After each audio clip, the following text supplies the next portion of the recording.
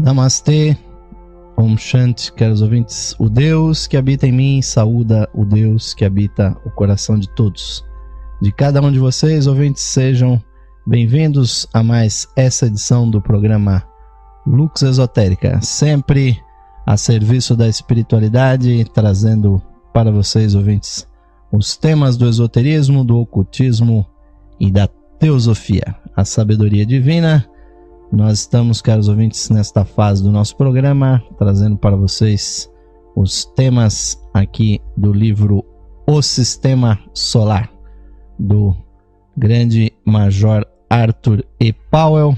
É nossa satisfação estar aqui levando esses temas para vocês, ouvintes, procurando sempre aqui aumentar a cultura e também procurando temas espirituais para vocês, ouvintes, que estão buscando informações fidedignas e uma visão mais profunda da espiritualidade, de acordo com os ensinamentos orientais, com as doutrinas dos santos seres e dos investigadores, ouvintes, discípulos dos mestres, que têm trazido muita informação a esse respeito. Esse livrinho que nós estamos trazendo para a consideração dos irmãos, o Sistema Solar do Major Arthur E. Powell, foi publicado alguns anos atrás pela editora Pensamento. Infelizmente não se encontra mais em catálogo, mas mesmo assim, ouvintes, nós recomendamos que vocês procurem esse livro para adquiri-lo, porque realmente vale muito a pena. É um material que tem a compilação de escritos de Annie Besant, de Leadbeater, de Madame Blavatsky, e aí estamos com Annie Besant, a segunda presidenta internacional da Sociedade Teosófica. Foram escritores que escreveram, cada um deles, diversos livros. Madame Blavatsky publicou A Doutrina Secreta, publicou Isis Sem Véu e uma infinidade muito grande de artigos, que hoje estão compilados nos seus escritos coletados, escritos colegidos. São 14 volumes de escritos de Madame Blavatsky. Nesses 14 volumes estão, em média, 600 páginas. Lá nós encontramos Isis Sem Véu, encontramos A Doutrina Secreta. Charles Leadbeater escreveu cerca de 50 livros, caros ouvintes, são livros pequenos, livros curtos, mas que demonstraram realmente as grandes aptidões clarividentes. Se Blavatsky foi a maior ocultista do século XIX, caros ouvintes, Leadbeater com certeza foi o maior ocultista do século XX. E Annie Besant acompanhou, juntamente com Leadbeater, as suas pesquisas. Os dois, na verdade, esses três escritores tinham uma clarividência desenvolvida através dos seus contatos com os mestres da Grande Fraternidade Branca. Annie Besant escreveu cerca de 70 livros. E o que fez o Major Arthur Powell nesse livro O Sistema Solar foi justamente compilar, ouvintes, essas informações de forma que os teósofos, os esoteristas que quisessem ter uma compreensão desses temas, ouvintes, assim pudessem fazê-lo através de uma compilação, porque realmente é muito difícil se acompanhar tantas literaturas como produziram Blavatsky, Annie Besant e Leadbeater. E no programa passado, ouvintes, nós estávamos aqui lá pelas tantas do capítulo 5, que fala do Sistema Solar, e estávamos justamente falando aqui sobre um tema muito interessante que nós vamos dar continuidade no dia de hoje, que é sobre a matéria fundamental do Sistema Solar, ouvintes. É algo realmente muito básico, é um tema que interessa a físicos, a astrofísicos, a ciência, a química, que hoje avançou tanto, e os clarividentes, ouvintes, sempre estiveram na vanguarda dessa investigação. A própria Madame Blavatsky foi a pessoa que cunhou o termo energia atômica, porque os ocultistas, ouvintes, tinham já uma percepção muito mais avançada do que a ciência da época, onde já Blavatsky e outros escritores afirmavam que o átomo, na verdade, era uma condensação de energia, de que o átomo possuía uma elasticidade infinita e que ele poderia ser convertido em energia e que a energia seria conversível em matéria. Aquilo que Einstein tão bem colocou na sua equação, né? E igual a mc ao quadrado, ou seja, a energia é igual ao produto da massa vezes o quadrado da velocidade da luz. Essa é a equação que permitiu que a ciência convertesse matéria em energia. Infelizmente foi usado não só para a geração de energia, mas também para a construção de bombas, o que é lamentável. Mas o fato, ouvintes, é que os ocultistas sempre tiveram uma apreciação desse assunto. Então nós lemos aqui no livro O Sistema Solar, do Major Arthur Powell, o seguinte: o átomo físico fundamental, tem 3 movimentos próprios: a rotação sobre o próprio eixo, o movimento numa órbita circular, em segundo lugar, e terceiro, a pulsação como a de um coração, um constante expandir-se e contrair-se. Esses 3 movimentos continuam sempre e não sofrem a influência de nenhuma força exterior. Uma força exterior, um raio de luz, por exemplo, fará com que o átomo em seu todo se mova violentamente para cima e para baixo. A amplitude desse movimento é proporcional à intensidade da luz, e a cor da luz determina o comprimento de onda resultante do movimento de certo número de átomos. E aí ele está falando, caros ouvintes, exatamente sobre um tema que realmente é muito importante para a compreensão do lado oculto do sistema solar, pois existe a grande dualidade no nosso sistema solar, como em toda manifestação, que é, por um lado, o espírito puro ou purusha, e do outro lado a matéria pura ou prakriti. Então a dualidade de espírito e matéria, ela é realmente crítica para a nossa compreensão, e o átomo, na verdade, é o grande ponto onde é possível, ouvintes, o encontro do espírito com a matéria, da energia com a substância. Então o ocultismo tem essa ideia, caros ouvintes, realmente do átomo primordial. Vamos apreciar aqui, aqueles que estão me assistindo pela Ustream, tem a vantagem aqui de acompanhar aqui algumas pesquisas sobre esse átomo fundamental. Como nós dissemos no outro programa, o átomo físico, caros ouvintes, fundamental, ele é composto por 13.841.287.201 bolhas do Coilon, ou seja, da matéria, das bolhas fundamentais do plano espiritual. Na verdade, o plano físico, a matéria física, ela é um ajuntamento das bolhas, das pequeníssimas bolhas do plano Adi, ou seja, do plano espiritual. Então, a matéria, por mais densa, por mais física que ela seja, esse átomo que nós estamos apreciando aí, ele é composto por um número muitíssimo grande de pequenas bolhas que vão circulando, fazendo um vórtice, né?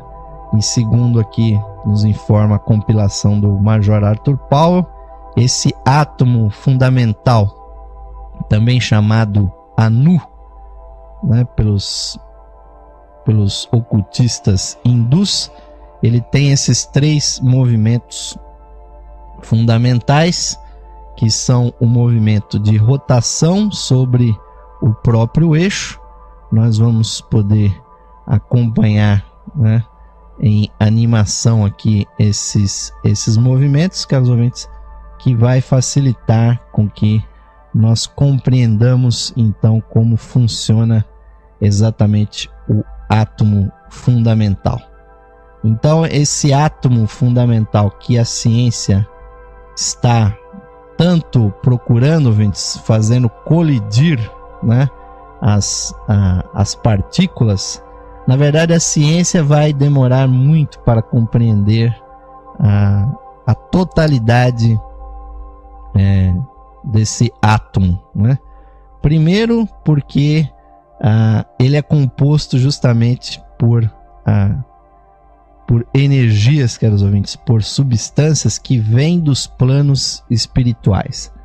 Então, o plano puramente espiritual, ou seja, o plano Adi, onde cada átomo desse plano tem apenas uma bolha do Coilon, ou seja, da substância primordial do espaço.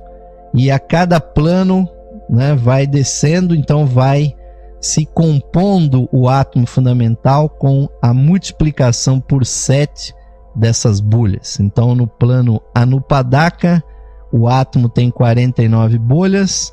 No plano átmico, são as 49 bolhas multiplicado elevado ao quadrado, então dão 2.401, e assim sucessivamente. O plano búdico com 117 mil bolhas, o plano mental com 5.700.000 e tantas mil bolhas, o plano astral, o nosso plano emocional, tem no seu átomo físico 282.470 e tantas mil dessas bolhas. E finalmente o nosso querido plano físico, aqui onde nós estamos, um único átomo fundamental teria 13.841.000.000 dessas bolhas. Da maneira como a ciência está fazendo, né, quebrando o átomo à força, ela realmente vai demorar muitíssimo para compreender a verdadeira natureza, caros ouvintes, desse átomo. Porque o Anu, né, a ciência ainda está muito longe de visualizá-lo como realmente ele é. Porque o Anu, caros ouvintes, ele é apenas uma pequeníssima parte do todo que nós temos, por exemplo, numa molécula, numa estrutura mais complexa que nós temos no corpo, no plano físico. Então, além dele ter essa estrutura como se fosse um vórtice, ele tem os seus movimentos, né, que foram indicados aqui pela compilação aqui do Powell, né? Então, ele tem um movimento de rotação sobre si mesmo, que nós estamos aí, aqueles que estão me acompanhando pela Ustream estão exatamente vendo, né? Então, tem esse movimento de rotação, tem um movimento circular, né? Uma órbita circular, o que faz com que ele praticamente seja como se ele tivesse uma pulsação, né? Então, ele é realmente bastante complexo. Também nós podemos apreciar que a energia nesse átomo fundamental, ela entra pela parte de cima e circula na periferia, e tem um movimento circulatório e depois a energia sai pela parte de baixo, né? Então tem realmente esse movimento complexo. E também tem essa pulsação que faz com que o átomo pulse como um coração, com um constante expandir-se e contrair-se, como se ele surgisse e desaparecesse.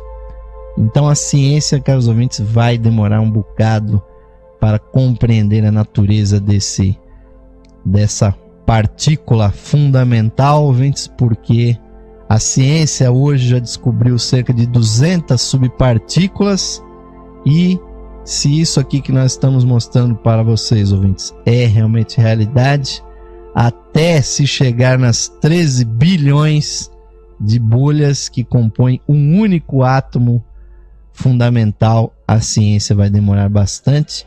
E isso, caros ouvintes, na verdade é muito bom, porque o ser humano tem usado esse conhecimento para praticar realmente coisas que não deveria. Ao invés de usar para o benefício da coletividade, tem usado para construir artefatos bélicos, tem usado para construir bombas, e isso, caros ouvintes, realmente não é o uso mais adequado desse conhecimento. E o Major Arthur Power continua aqui. Além da força do Logos, que mantém o átomo em sua forma, uma de suas forças joga através dele numa quantidade de níveis diferente. Há 7 ordens desta força, uma das quais entra em atividade em cada ronda, operando através dos chamados espirilos do átomo. E os estudiosos encontrarão uma descrição desses espirilos ou espirilas, bem como de outras minúcias da estrutura do átomo, no livro Química Oculta, né, que foi editado em 1919, escrito pelo grande ocultista e teósofo Charles Leadbeater. Essa é outra característica, ouvintes, do átomo fundamental, o Anu, as chamadas espirilas, né? Ou seja, além dele se mostrar como um vórtice, um pequeno coração que pulsa, que circula, que tem como se fosse um pequeno tornado que está circulando as minúsculas bolhas fundamentais da energia espiritual, também o átomo tem dentro das suas linhas de circulação as chamadas espirilas, que nós estamos vendo aí em animação. E essas espirilas, ouvintes, elas têm uma coisa muito importante com relação à consciência do ser humano, pois, como nós temos estudado, cada um dos planetas passa pelas chamadas rondas, né? Ou grandes movimentos giratórios, e exatamente a substância do átomo, ela é modificada em cada uma dessas rondas. Então, nesse exato momento, nós estamos na nossa cadeia terrestre na 4ª ronda, e já fizemos 4 voltas e meias dentro desta nossa 4ª cadeia. Então, o átomo, caros ouvintes, do plano físico, e principalmente os átomos que compõem o corpo do ser humano e a sua consciência, que também são veículos, ela só possui ativadas 4 dessas espirilas.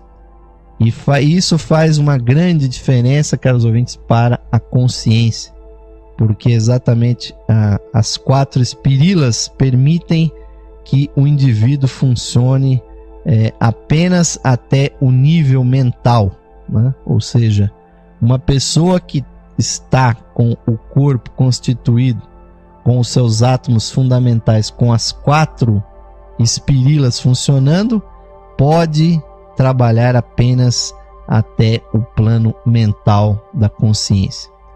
E aqueles, caros ouvintes, que forçam através da meditação, que forçam através das práticas espirituais o seu desenvolvimento, na verdade conseguem, caros ouvintes, com que as outras espírilas, ou seja, a quinta, a sexta e a sétima espírilas dos átomos comecem a funcionar, e isso, caros ouvintes, dá acesso ao indivíduo aos planos búdico, ou seja, ao plano intuicional, ao plano puramente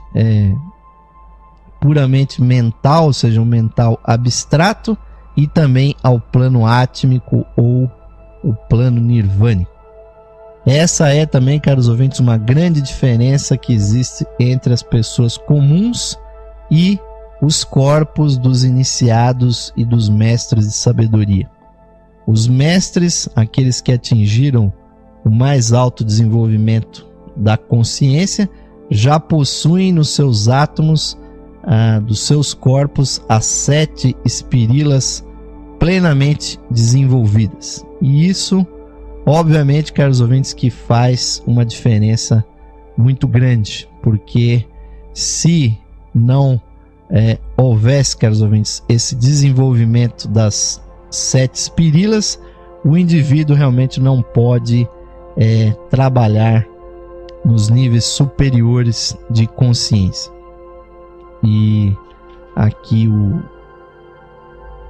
o Major Paulo também continua aqui. No espaço interestelar, entre os sistemas solares, os átomos se encontram num estado conhecido como livre, bem separados e equidistantes, e parece ser o seu aspecto normal. Esse parece ser o seu aspecto normal quando não perturbados. Agora, no espaço interplanetário, todavia, nunca se encontram livres, mesmo que não estejam agrupados em formas. Eles estão sujeitos a uma quantidade de perturbações provocadas pela matéria dos cometas e dos meteoros, e uma compressão considerável exercida pelo que descrevemos como a atração do Sol, ou seja, a sua gravidade. Então, dessas considerações acima, depreendemos que um homem em seu corpo causal, ou seja, o seu corpo mental superior, por exemplo, poderia mover-se livremente nas vizinhanças de um planeta, onde a matéria mental atômica se encontra comprimida, mas não seria capaz de mover-se nem de funcionar num espaço muito distante, onde os átomos permanecem livres e não comprimidos. Então, essa, caros ouvintes, é uma outra característica, ou seja, no plano do nosso planeta, onde nós agora estamos, e nas suas vizinhanças, os átomos realmente estão agrupados e estão pressionados não só pela gravidade, mas principalmente pela consciência do Logos planetário e do Logos solar.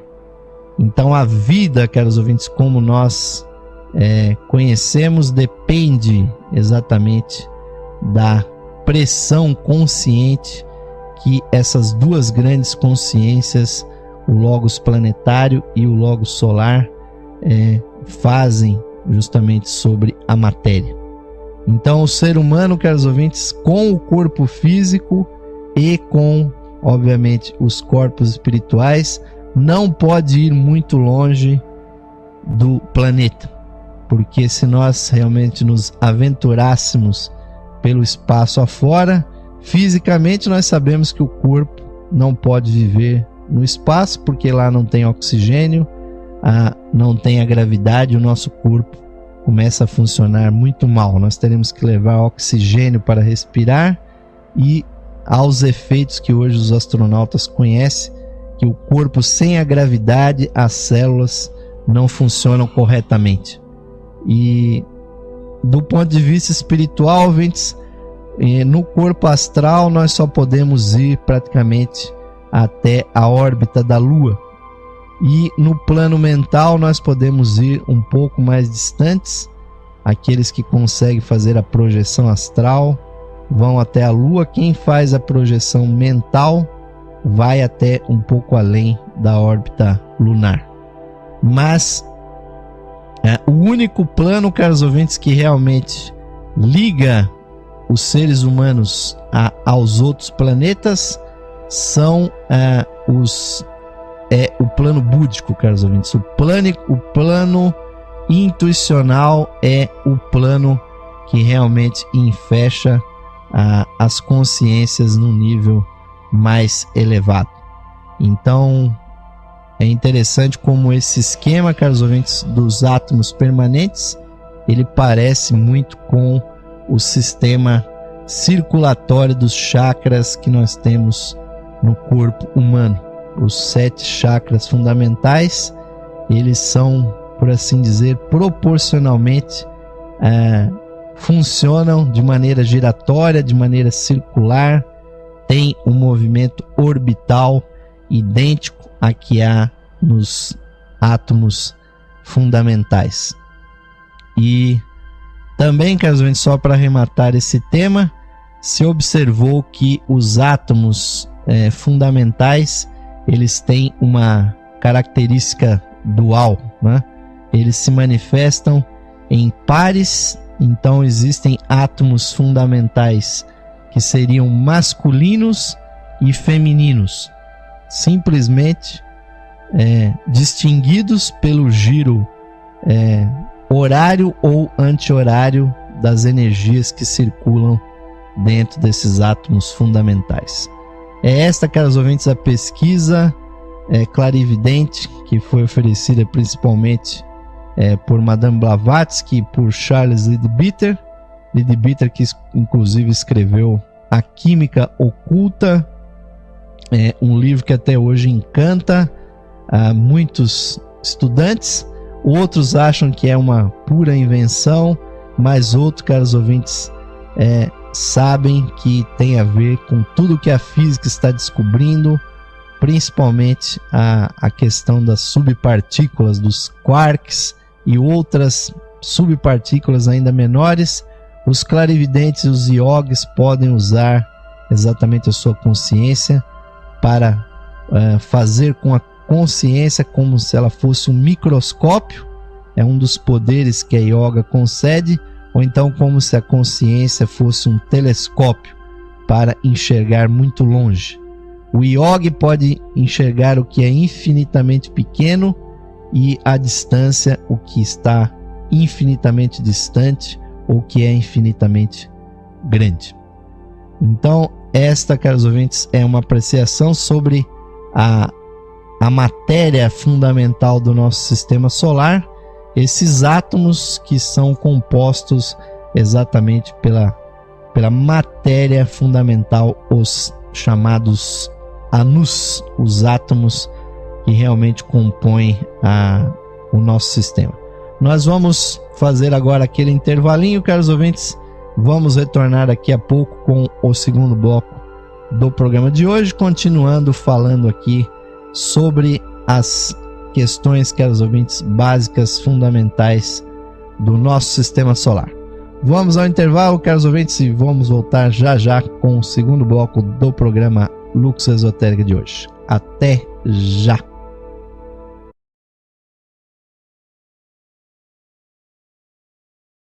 Sim, caros ouvintes, estamos retornando agora com o segundo bloco do programa Lux Esotérica de hoje, que está levando para vocês, ouvintes, aí os temas do sistema solar do ponto de vista esotérico, aqui usando como base o livro do Major Arthur E. Powell, O Sistema Solar.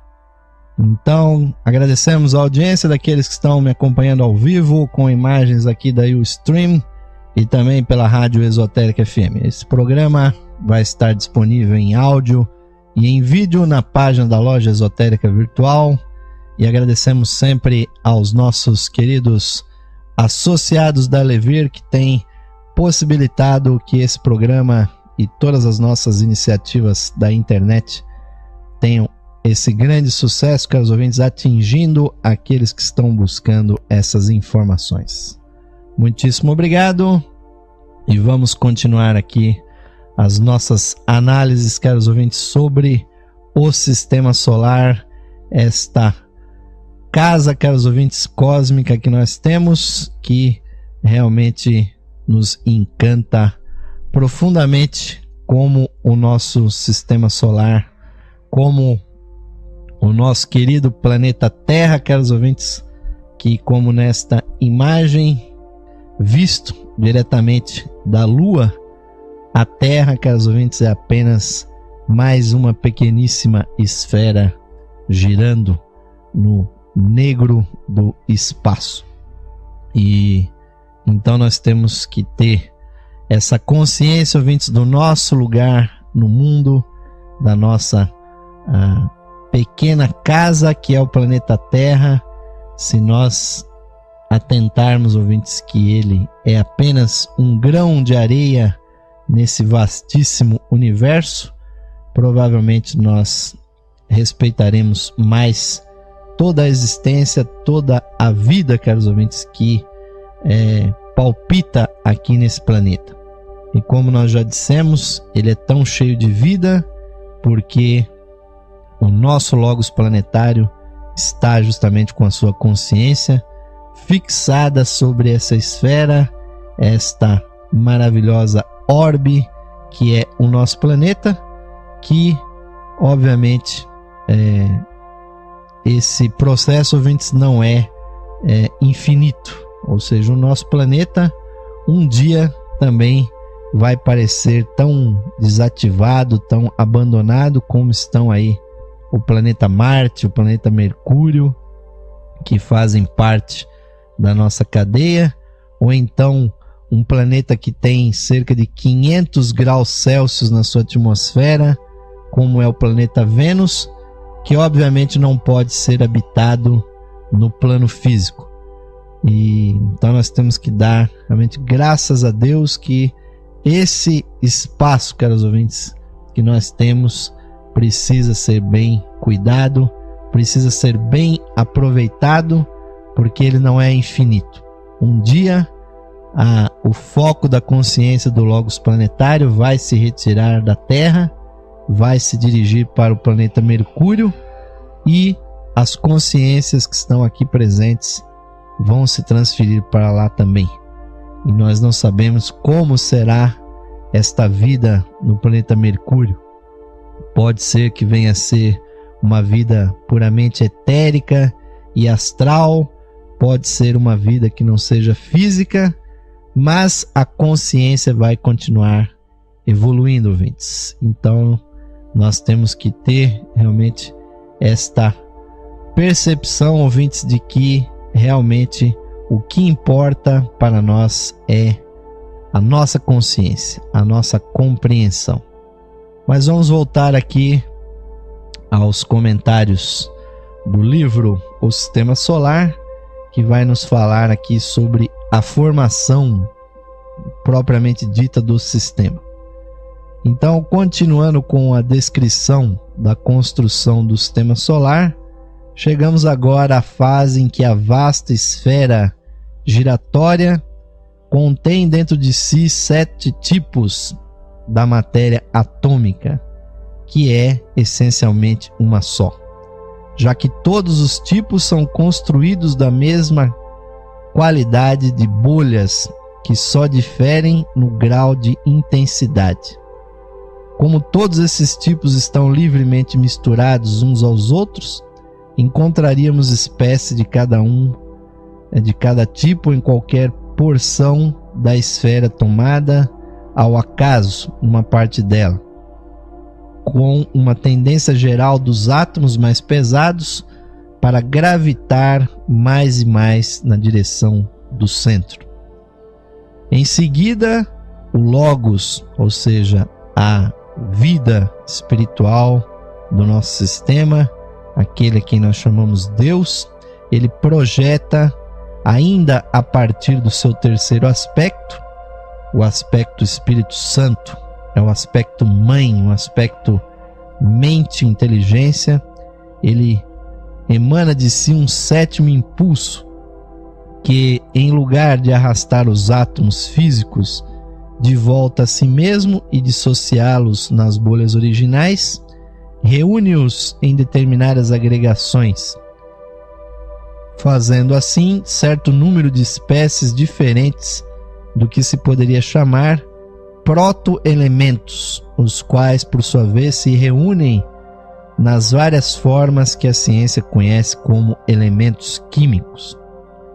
A formação desses últimos, que se estende por um longo período de idades, obedece uma ordem definida, provocada pela interação de várias forças, como o indica corretamente a dissertação de Sir William Crookes sobre a gênese dos elementos, como nós vemos na tabela periódica, caros ouvintes.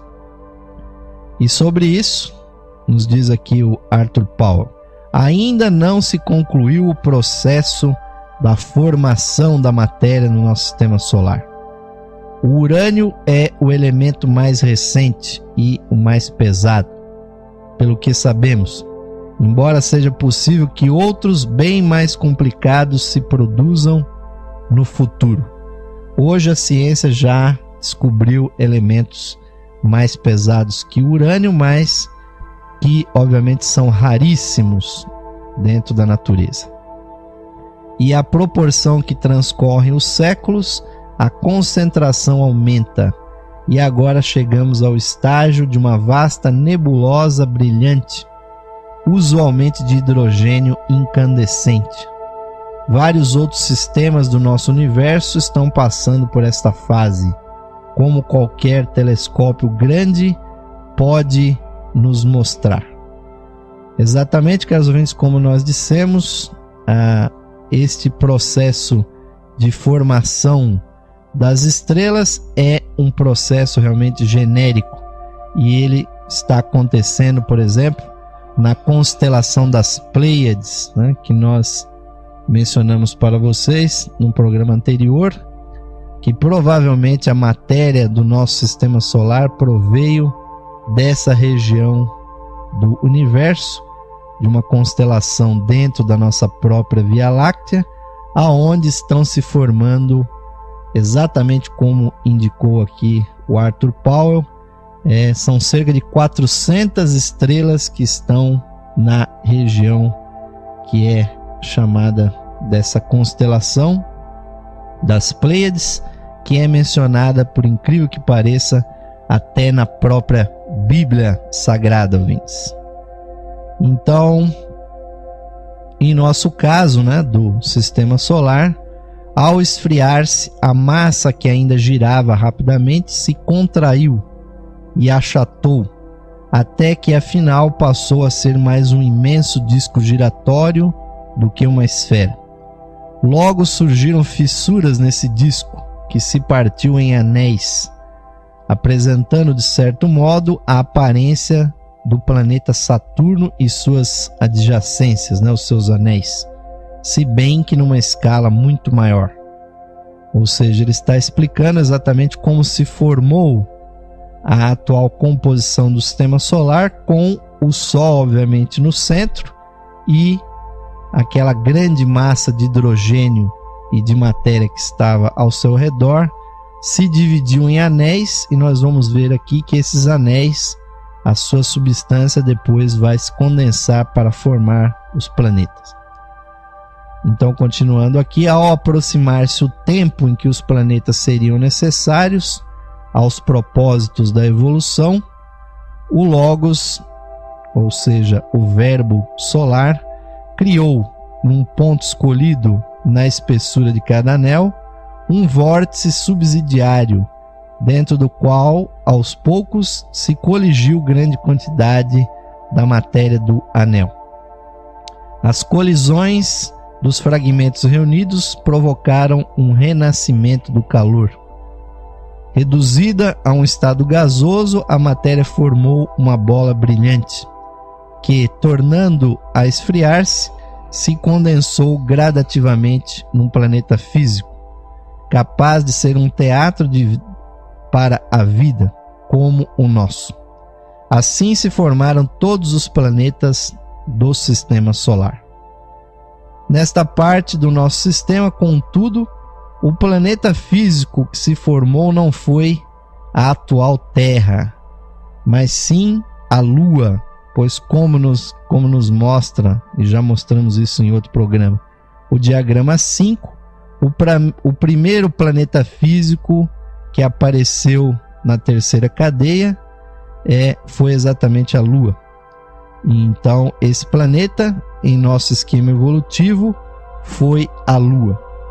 Então, nós já repetimos isso aqui inúmeras vezes, mas é bom para que nós realmente fixemos esse conhecimento, ouvintes.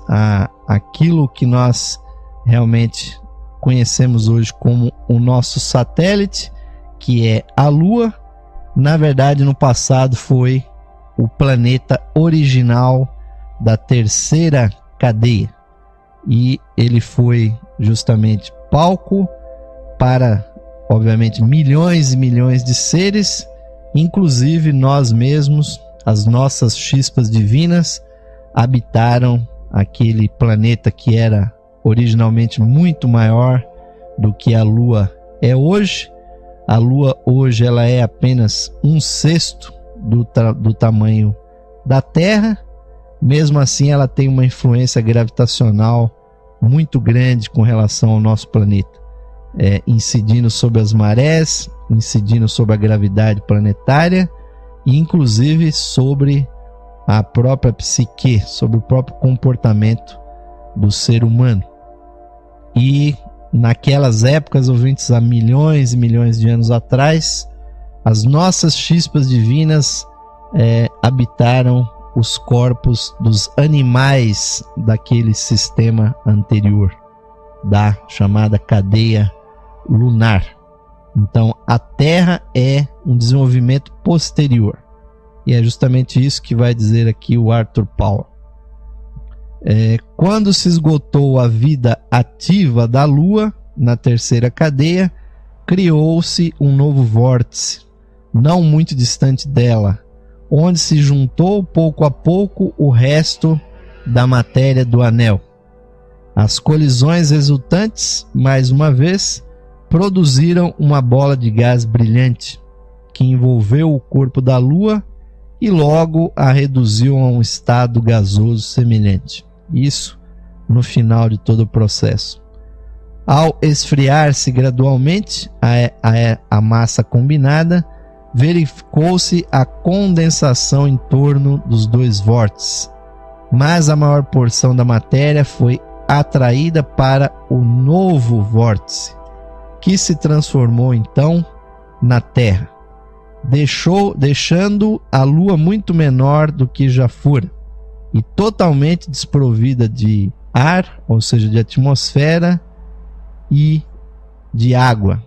Sobrou praticamente alguma coisa muito pouca de um planeta que tinha uma atmosfera muito ativa e muito grande.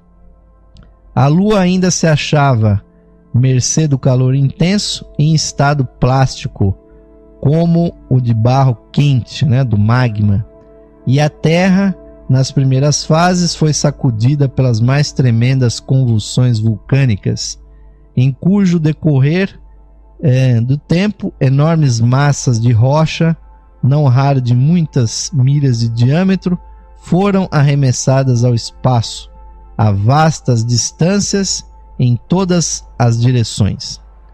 A maioria voltou a cair sobre a Terra, mas algumas se chocaram com a Lua, ainda em estado plástico, e produziram-se muitas das imensas depressões, ora denominadas crateras lunares. Algumas, não muitas, crateras lunares são, todavia, verdadeiras crateras vulcânicas.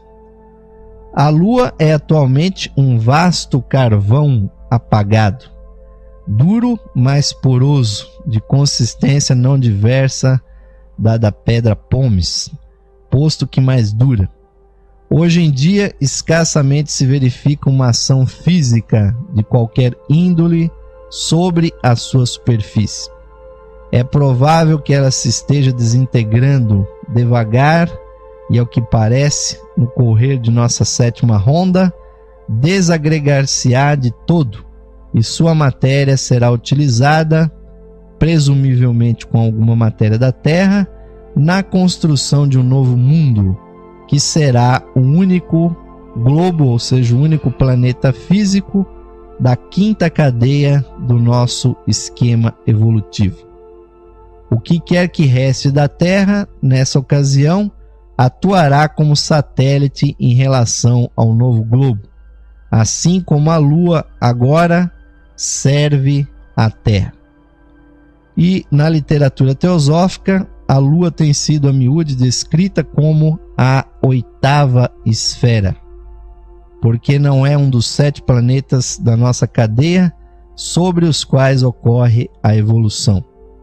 Trata-se, portanto, de um fim de linha onde se juntam detritos, uma espécie de monte de poeira para o sistema, um tipo de fossa astral na qual se lançam fragmentos em decomposição de várias sortes, como, por exemplo, a personalidade perdida que se desprendeu do seu ego, da sua alma ou do seu lado espiritual. Caros ouvintes, a Lua é apenas uma esfera totalmente sem vida e, como nós vimos, é o resto de uma cadeia que anteriormente foi muito vigorosa.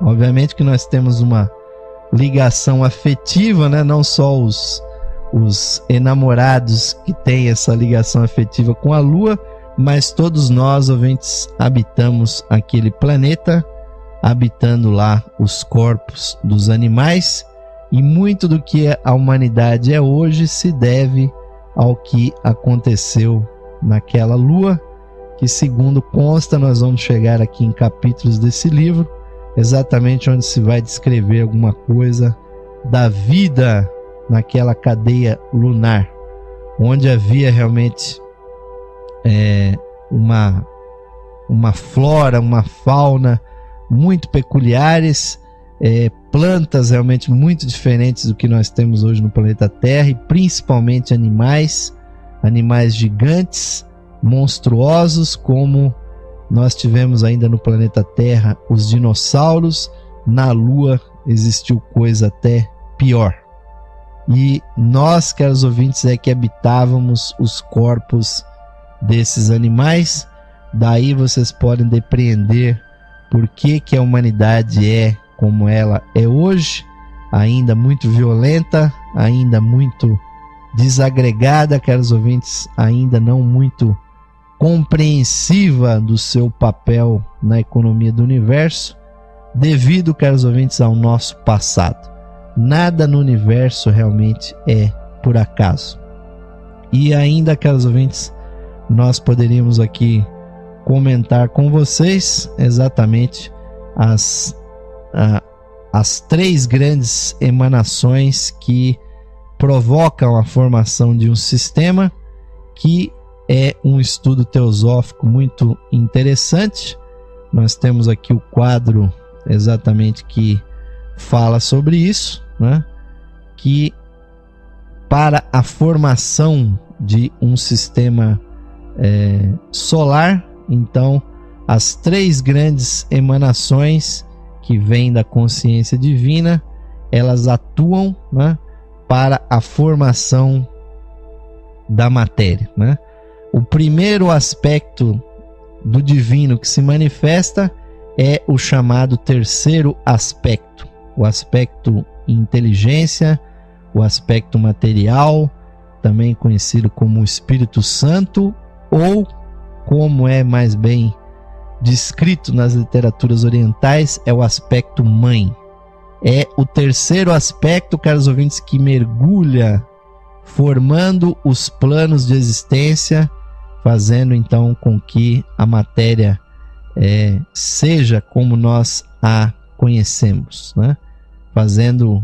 Criando a junção das bolhas aqui do plano Adi, né? O plano divino, Aqui os átomos só têm uma única bolha. Já no plano inferior, anupadaka ou monádico, os átomos têm 49 bolhas da substância primordial, do átomo, de átomos primordiais.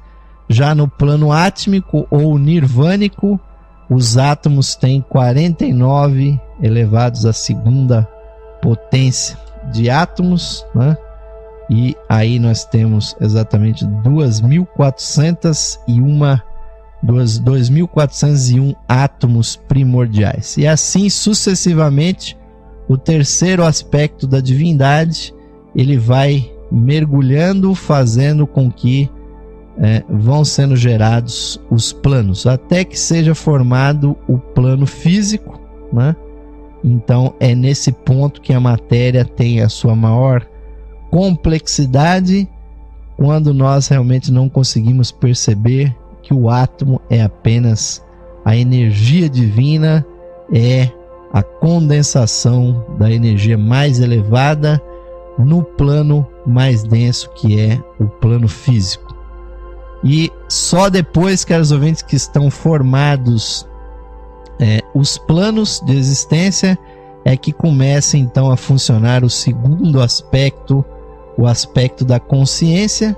É a partir desse segundo aspecto, ou aspecto filho, que são emanadas as chispas divinas, que vão então fazer um mergulho na matéria, fazendo o chamado arco involutivo, né?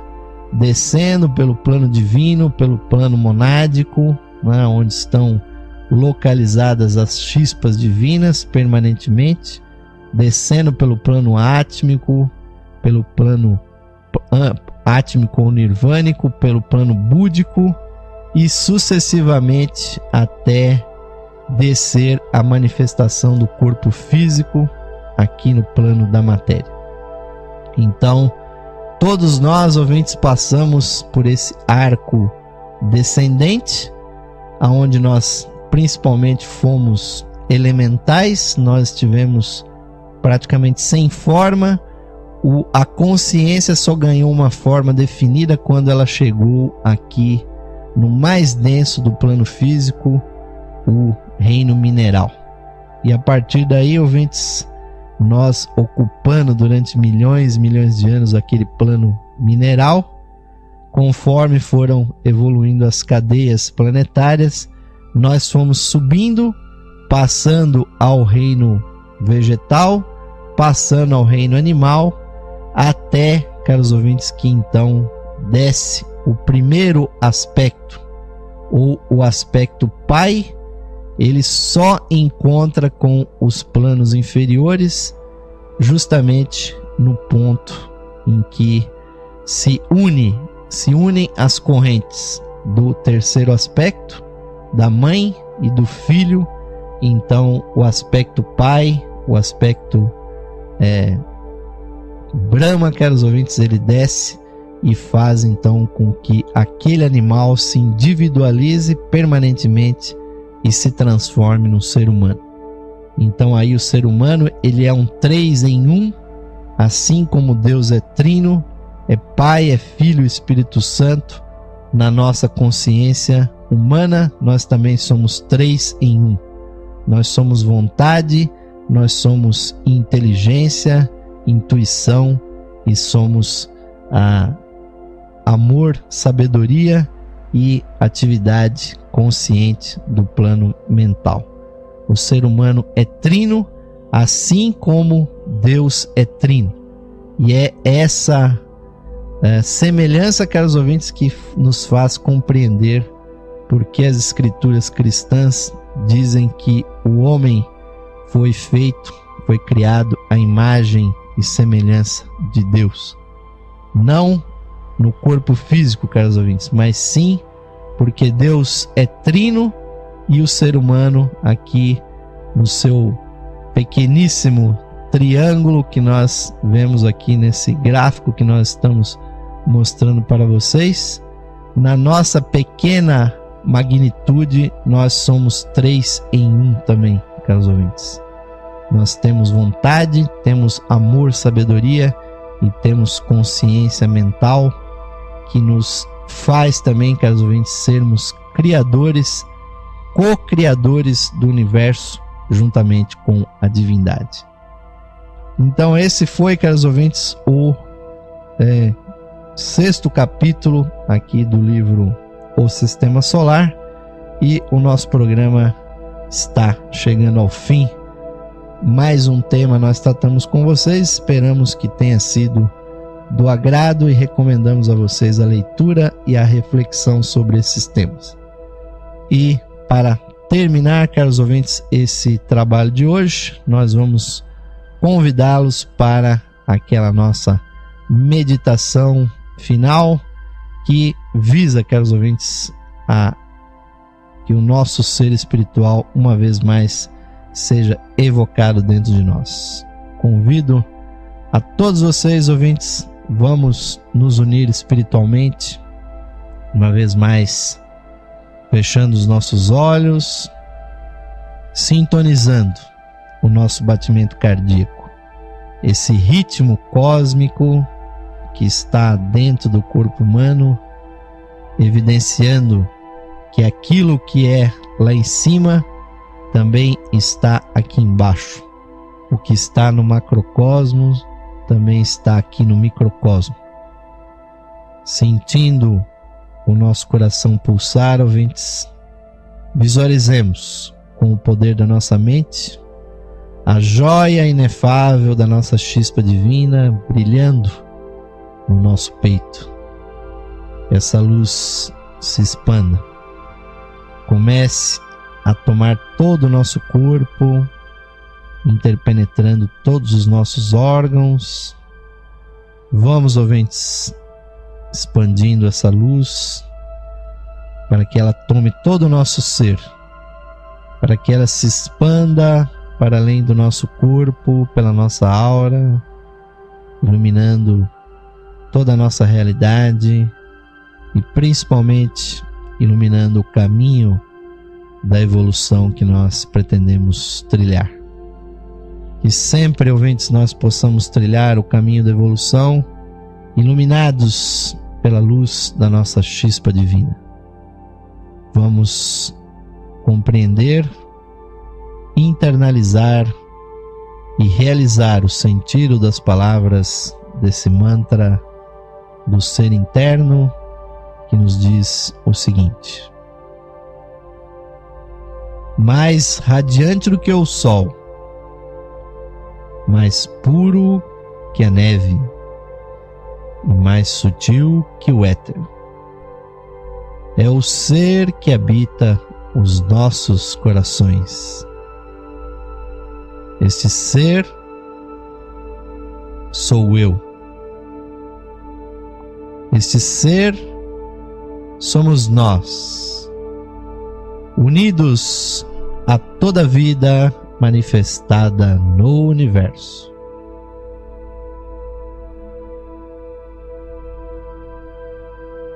Paz, paz, paz a todos os seres.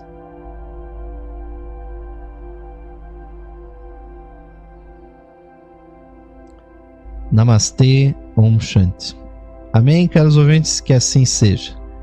Que esta bênção, ouvintes, desperte cada vez mais essa chispa divina no coração de todos vocês.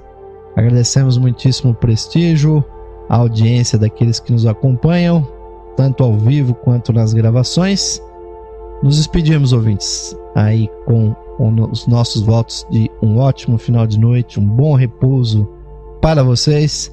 Esperamos vocês na próxima edição do nosso programa. Deixaremos vocês com a programação musical totalmente interativa aqui da Rádio Esotérica FM. Estamos aguardando a sua participação aqui na programação da rádio. Então, ouvintes, nos despedimos finalmente com um forte, um fraternal, é um virtual, mas é um carinhoso, um fraternal abraço, ouvintes. Até a próxima edição do programa Lux esotérica.